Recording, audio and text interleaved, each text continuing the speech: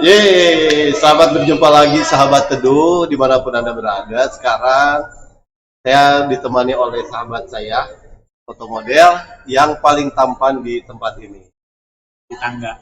Nah, di tangga. Baik, sahabat teduh, bahwa siang hari ini saya mau ngobrol-ngobrol santai saja dengan Bapak yang ganteng ini. Ayolah kita kenalan lebih dalam dulu. Tak kenal maka tak cinta.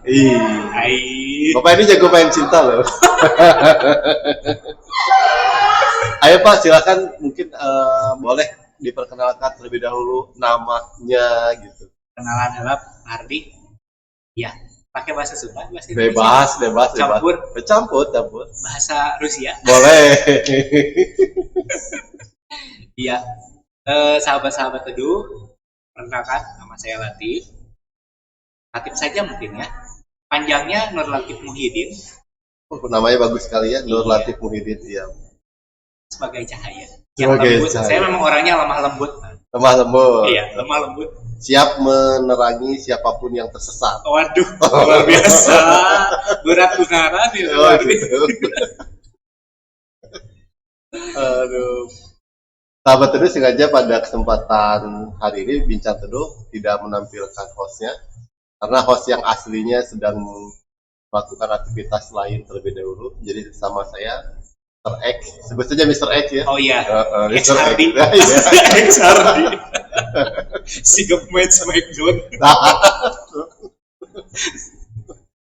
Ya, Pak Latif ini profesinya apa nih? Profesi di trading, afiliator atau segala macam? Binary option. Iya. Profesi sehari-hari saya sebagai guru. Ya. Bimbingan dan konseling.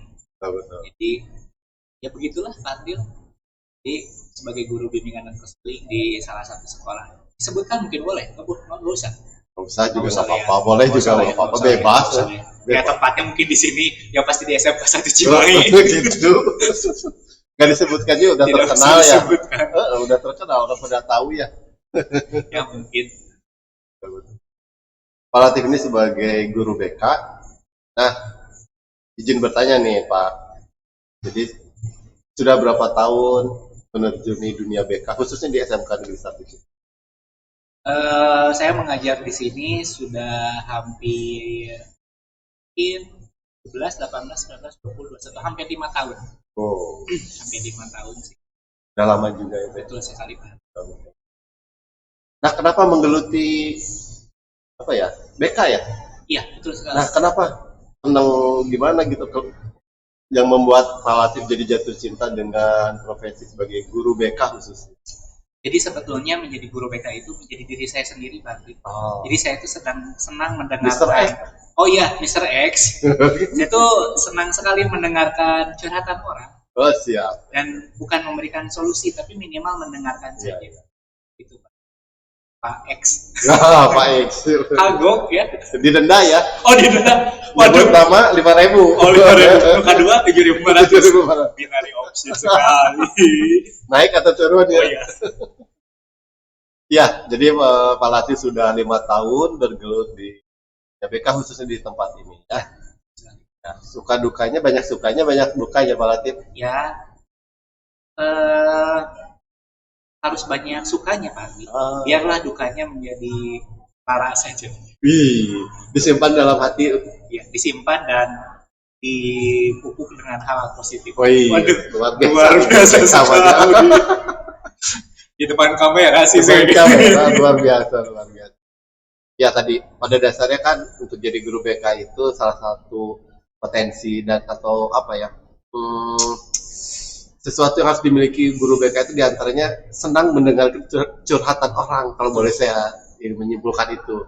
Kira-kira selama Pak Latif menggeluti selama 5 tahun ini nih mendengarkan curhatan dari para pelajar, kira-kira nih hal apa saja yang paling dominan nih, kita tidak lihat gendernya dulu, yang paling dominan yang sering dicurhatkan masalah apa saja Pak? Mungkin kalau kita bahas dari mendengar dulu ya Pak Ardi ya. Mr. X. Oh iya Mr. X. 5.000. 5.000 deh. Mr. X. Ya. lebih baik tidak memanggil ya. Ya gitu. Jadi kalau dari memang kompetensi dasar dari bimbingan adalah mendengar. Jadi mendengar apa saja. Kan mendengar pun itu adalah sebuah kegiatan yang cukup menyulitkan kalau menurut saya. Kenapa menyulitkan? Karena kadang-kadang pada saat kita mendengarkan seseorang itu inginnya kita malah terus ingin membalas, bahkan mungkin malah adu nasib. Pada saat ada orang yang cerita, ada yang curhat, malah ada yang kita juga malah jadi curhat kembali. Orang yang ingin curhat ke kita malah nggak jadi karena malah kita yang curhatnya. Itulah mungkin jadi sebuah kelebihan dari profesi, yaitu menjadi seorang pendengar yang aktif, pendengar yang baik, pendengar yang positif. Kalau misalkan tadi Mr. X Betul, bertanya tentang dominan permasalahan yang sekitar permasalahan remaja lah ya.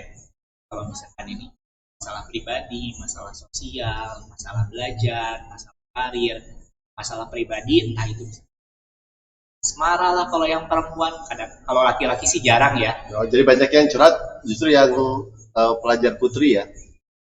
Ada lah Pak. Ada. Ada Pak. Jadi kalau misalkan masalah pribadi, ada juga yang masalah rumah tangga keluarganya gitu ya, bukan rumah tangga dia, karena kan masih siswa. Nggak mungkin kan rumah tangga. Atau nanti manggilnya Bu Siswa dengan Pak Siswa. Oh iya, itu bukan nak. Nah, Jadi mungkin di keluarganya, apakah misalkan di rumahnya itu tidak harmonis atau seperti apa? Masalah sosial, entah itu masalah klik atau geng-gengan antar teman gitu ya. Atau misalkan masalah belajar, entah itu tidak bisa pelajaran, ataupun yang memang dipanggil oleh gurunya karena banyak mata pelajaran yang tertinggal gitu. Ataupun ada beberapa siswa yang mengalami hal seperti salah jurusan. Saya tuh nggak mau di sini Pak, karena apa? Nah, ini mah keinginan orang tua dan sebagainya. Betul. Ataupun masalah karir, selepas dari sekolah ada yang kerja, ada yang berwirausaha, ada yang mungkin bahkan langsung menikah, ada yang melanjutkan kuliah, macam-macam. Jadi itu yang kita fasilitasi. Memang itu seputar permasalahan remaja. Ya. Nah, tadi menarik Pak Latif sebutkan bahwa di antara permasalahan yang dikonsultasikan oleh siswa itu adalah masalah rumah tangga dari orang tuanya ya. Ya sebutlah mungkin kalau bahasa Prancisnya broken home ya. Iya, itu Inggris. Oh Inggris ya. Kira orang Prancis gitu. Oh bahasa Inggris. Prancis Broken home ya. Jadi rumahnya patah. Iya. Rumahnya dapat gempa. Nah, gempa. Nah, kira-kira seberapa besar sih pengaruh dari broken home itu sendiri terhadap siswa? Mungkin ada siswa yang pernah curhat ke Pak Latif atau ke rekan yang lainnya tentang korban broken home itu sendiri, dan seberapa pengaruh dari broken home itu untuk motivasi mereka sebagai pelajar untuk tetap belajar dengan giat. Gimana? Iya. Karena kalau kita bicara tentang kesalahan di rumah, bahkan masuk ke konsep dirinya ya. Betul. Jadi apa yang memang dia pahami tentang keluarga itu seperti apa. Bahkan ada beberapa siswa yang bilang, saya udah mau nikah kayaknya, karena saya melihat ayah saya yang sering kasar mungkin ke orang tuanya, atau misalkan yang memang dari dulunya nggak kenal sama orang tuanya dan macam-macam. Betul. Dan memang hal tersebut akan mempengaruhi tahapan selanjutnya dari siswa tersebut. Ya, taruhlah pada saat, karena memori-memori lalu pengalaman-pengalaman dia pada saat masa kecil mungkin itu akan tersimpan dalam di alam bawah sadar mereka, dan siapa tahu kapanpun mungkin akan terpanggil atau terrecall kembali pada saat kejadian tertentu. Apakah misalnya pada saat dia punya seseorang yang dia sukai, lalu dia teringat, kalau misalkan saya terlalu sayang mungkin takut tinggalkan. Mungkin dia punya pengalaman-pengalaman. Karena yang namanya pengalaman, insting, lalu keinginan, hasrat itu memang tersimpan di alam bawah sadar kita kan. Dan kapanpun itu akan terrecall kembali mungkin karena ada sebuah panggilan tersendiri. Entah itu kejadian, entah itu apa yang memang dia alami pada saat itu. Betul. Ya, jadi sangat mempengaruhi yang terhadap motivasi belajar bagi siswa. Banyak ya yang jadi korban-korban. Sebenarnya orang tuanya yang melakukan kesalahan mungkin gitu ya. Anak jadi korban juga banyak ya. Tapi kan sayangnya apalagi kalau misalnya remaja putri yang atau remaja putra yang masih panjang ya Pak ya. Tiba-tiba dia jadi malas menikah lah, malas bekerja, malas belajar ya Pak ya. Itu mungkin salah satunya dari yang tadi Bapak katakan itu salah satu kasusnya mungkin ya. Nah, kalau dari masalah asmara Pak, banyak nggak deh Pak pelajar nih yang jadi korban ya sebenarnya jadi korban asmara. Oh, bahaya korban asmara. Jadi seperti Mr. X. Ya, betul sekali. Mungkin gini, bisa nggak itu biasanya mempengaruhi jadi motivasi belajar jadi berkurang karena mungkin putus dengan pacar atau gimana? Ya sebetulnya bagaimana siswa tersebut atau siswi tersebut bawanya. Ada yang memang malah jadi rajin, ada malah menjadi tidak rajin. Betul. Pada saat yang mau rajin mungkin ya pasangannya dia agar bisa lebih rajin belajar. Itu termotivasi. Kalau misalkan yang tidak malah jadi kabur-kaburan malah mungkin ya. Dan macam-macam lah. Itu bagaimana pembawaan dan memang tujuan mereka berasmara itu tujuannya kemana sih? Gitu. Walaupun memang pada dasarnya pada saat remaja itu hasrat itu bukan hanya memiliki, tapi memang ingin menikmati saja, menikmati masa remaja itu seperti jarang yang memang saya mah kesini dari sekarang ingin menikah nih jarang sih. Kebanyakan hanya ingin happy-nya saja. Hanya mungkin Ustadz saya sering bilang namanya Pak Hardi. Itu katanya orang Jawa Timur. Orang Jawa pesantren Gontor itu. Betul. Itu Pak Hardi itu sering ngomong ya katanya pacaran itu haram. Karena kalau pada maksiatan. Memang betul. Karena bawaannya itu hanya nafsu saja, tidak rasa ingin. Ini keluar Ustadznya, bukan guru BK-nya. Aduh, Masya Allah. Ya, saya juga gimana Ustadznya? Ustadz siapa? Ustadz Hardi namanya. Jadi Pak Latif ini samping guru BK juga dulu beliau pesantren di Gontor juga. Ya hanya sebentar. 20 tahun sebenarnya. Oke Pak Latif nih, kita sambung lagi. Menurut Pak Latif, tips untuk remaja kalau punya pacarnya posesif. Tips untuk mahasiswa pelajar ya. Untuk pelajar yang pacarnya posesif. Ya bagus lah. Pada saat posesifnya hal apa dulu, kalau misalkan hal yang negatif lebih tinggalkan. Tapi kalau misalkan tanya berarti silakan lanjutkan. Kalau posesifnya hanya sekedar kamu sama siapa? Aku pengen ikut. Udah tinggalkan saja. Karena itu ngabung beratan. Tahu ngabung beratan artinya? Apa ya? Menyusahkan. Betul, menyusahkan. Sekiranya menyusahkan tinggalkan.